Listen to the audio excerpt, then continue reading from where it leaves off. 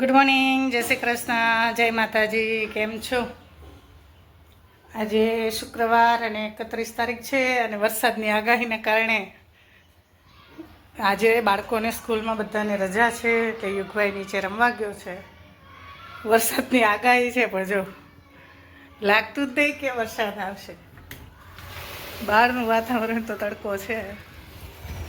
છોકરાઓને મજા આવી ગઈ, આગાહીને કારણે રમવા મળ્યું અને રજાએ મળી. આમિત કાંઈ મમ્મીઓ ઘરે રહેવા દે નહીં, એટલે આવું છે કંઈક. તમારે સ્કૂલો ચાલુ છે કે બંધ છે?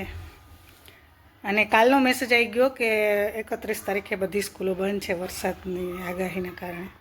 પણ ના રાતે વરસાદ આવ્યો કે ના અત્યારે પણ આવ્યો, એટલે છોકરાઓને તો મજા આવી ગઈ. વરસાદ આવે કે ના આવે એને કોઈ મતલબ નહીં.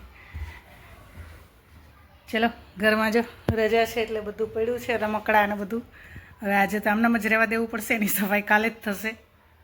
તમારે ત્યાં અત્યારે વરસાદ છે કે નહીં કમેન્ટ કરીને કહેજો. અમારે તો છે નહીં, આવે તો સારું, ગરમી બહુ થાય છે.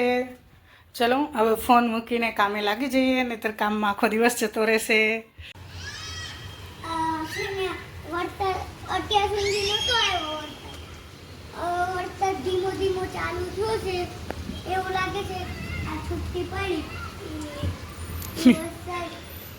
આવવાનો છે કાંઈ ને. અત્યારે બપોર સુધી તો તડકો હતો, હવે લાગે છે કે આગાહી સાચી પડે. ક્યાંક રાત્રે વરસાદ આવે ને કાલે છૂટી પાડે નહીં. બહુ વરસાદ આવશે તો અંબા કાકાની આગાહી સાચી પડવાની. તમારા છોકરાઓને મજા આવી જાય કા? કોઈ મારે જેવું કે વરસાદમાં ટ્યુશન જવું પડે ભણવા માટે, તમે કોમેન્ટ કરીને કહેજો કે કોણ ટ્યુશન ચાલુ વરસાદમાં જાય છે. ટ્યુશનના બહાને મને મોજ પડી ગઈ. પાને કે લીએ કુછ ખોના ही પડતા હૈ. મને તો બહુ ઈચ્છા હતી વરસાદમાં નાહવાની, પણ મમ્મીનો ફેર જોઈને એટલે પછી મેં મારી ઈચ્છાને મારી નાખી અને હું જીતતો જતો રહ્યો મારી મંજિલે. મસ્ત હતું પણ મમ્મી મારી આગળ વેટ કરતા હતા એટલે હું સીધો જતો રહ્યો મમ્મી પાસે. પછી હું નીકળી ગયો ટ્યુશન. ગાર્ડન સાવ ખાલી હતું એટલે હું એકલો જ રખડતો હતો. બપોર વચ્ચે બધા સૂઈ ગયા હતા. ત્યાં તો એક ફુગ્ગાવાળી ગાડી આવી શણગારી, એટલે પછી મમ્મી મારી વેટ કરતા હતા એટલે હું દોડીને જતો રહ્યો. મારા ચપ્પલમાં ક્રોક્સ હતા એટલે હું પડતો નહોતો, એટલે હું દોડીને આવતો હતો. જોરદાર વરસાદ આવ્યો, વાદળ કાળું ભમ્મર જેવું થઈ ગયું. જો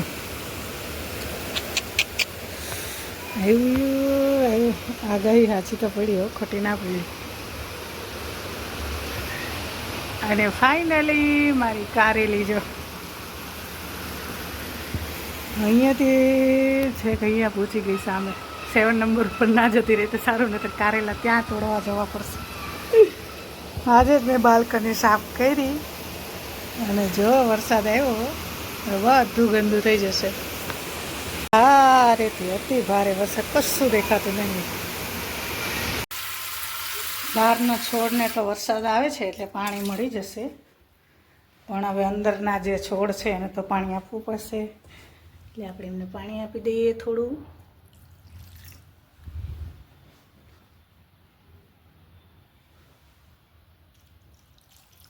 જો ઢોળાશે તો પાછું પોતું મારવું પડશે એટલે જોઈ જોઈને નાખવું પડે.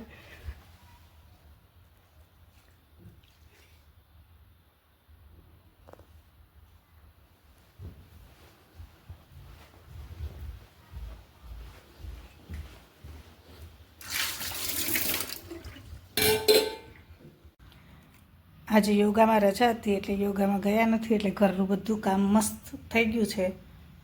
પણ બધું જે ક્લીન કર્યું છે ને હમણાં યુગભાઈ આવશે ને ટ્યુશનમાંથી, એટલે આજે બધું હતું એમને એમને.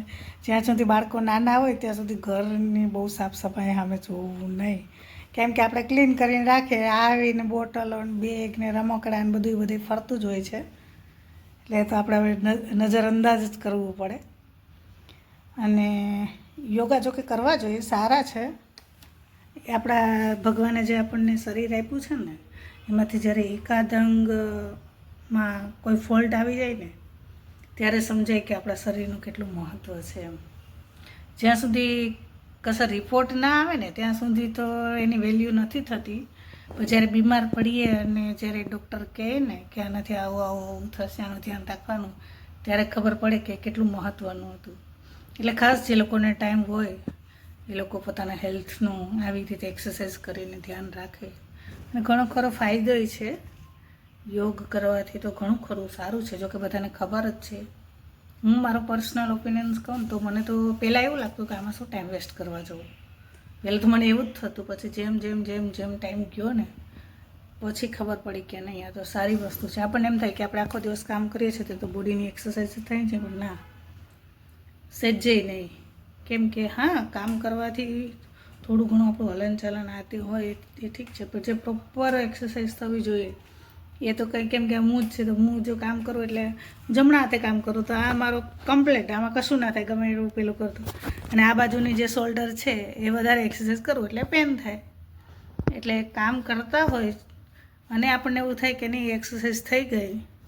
આ પહેલાંના જે કામ હતા કે આપણે હાથે કપડાં ધોતા હતા અને પેલું ઘંટડો ચલાવતા હતા, એનાથી ગાય ભેંસ દોઈએ એનાથી એક્સરસાઇઝ પ્રોપર થાય છે. પણ અહીંયા જે સિટીમાં રહીને જે ઊભું પોતુંથી કરીએ એની કોઈ એક્સરસાઇઝ મને તો નથી લાગી. તમને લાગી હોય તો ખબર નહીં. એટલે ખાસ આપણા શરીરનું આપણે ખાસ ધ્યાન રાખવું જોઈએ.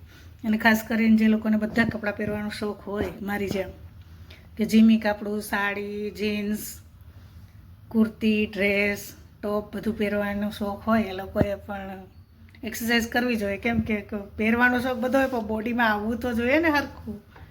એટલે એ લોકોએ પણ એક્સરસાઇઝ, જોકે એવી રીતે તો ઘણા ખરા કરે છે કે પોતાનું બોડી પતલું થઈ જાય એમ, પણ એને ના જોતા આપણા જે શરીરની અંદર જે બીમારીઓ આવે છે એના ઉપર ખાસ કરીને ફોકસ કરી અને એક્સરસાઇઝ કે યોગ કે જીમ કે જે કરતા હોય, જ્યાં આપણે હોઈએ ત્યાં જે એવી રીતે આપણને મળી રહે કરવું જરૂરી છે. અને 30 વર્ષની ઉંમર પછી તો અમે શરીર માગે જ છે કે હવે તમે મારું ધ્યાન રાખો. ત્યાં સુધી તો નથી, કશું નહીં થતું. 30 વર્ષ સુધી તો ખબર જ નહીં પડતી કે આ મશીન છે કે માણસ છે. પછી જેમ જેમ 30 વર્ષની ઉંમર વટાવીએ ને પછી બોડી ઉપર ઇફેક્ટ આવે કે હા, હવે અહીંયા આપણે કેર કરવાની જરૂર છે.